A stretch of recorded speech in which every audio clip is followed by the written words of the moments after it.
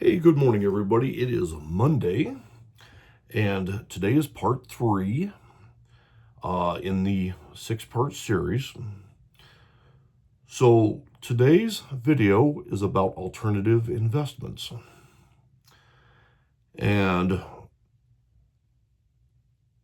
this series, this last three videos, so including today, the first two plus this video, the three videos, it's been about the counter economy. So let's get on with this one.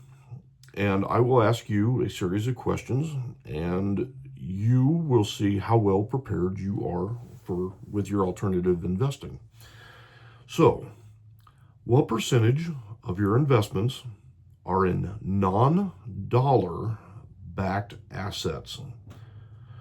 So, crypto, for example, or precious metals. Ideally, you have at least some, especially the precious metals. Okay, another question. How much of your wealth is stored outside traditional banks? Preferably all of it, but I understand, most people do have a fair amount stored inside traditional banks. Do you own any precious metals like gold or silver? That question should absolutely 100% be yes. How much of your investment strategy focuses on tangible assets, such as land or gold? I personally prefer tangible assets versus paper assets, like a 401k.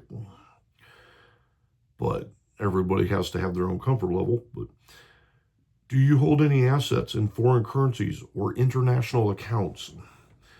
This one is tough for Americans because they have a thing called the Foreign Bank Account Reporting Act, or whatever it's called, the FBAR.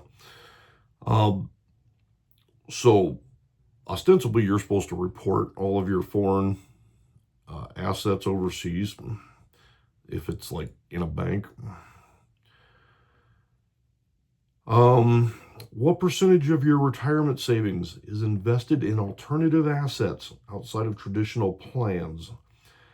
For example, do you invest in crypto, real estate, precious metals? So such things like a self-directed IRA is one example of that.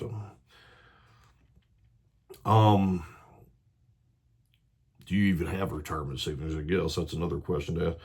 Are you familiar with using decentralized exchanges for crypto trading? Most people are probably not. How much of your investments are susceptible to government confiscation or seizure, such as funds in traditional banks, stocks in regulated markets, etc.? So if the government decides that you have become an enemy, can they seize your assets? How many of your investments could be easily converted to central bank digital currencies? The ideal answer to that question is zero. But let's say you have $2,000 or $3,000 sitting in a bank, and the bank decides to collapse, but they issue you a CBDC instead of giving you your money back. Well, obviously that can be easily converted. That's not good for you because now your money is in the government system. And lastly, do you have a strategy for investing in local businesses or community projects?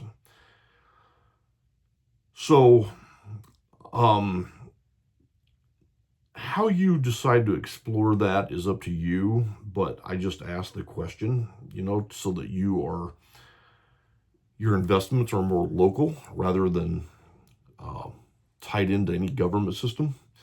So again, today was part three about in the counter economy series. There's 3 parts in that.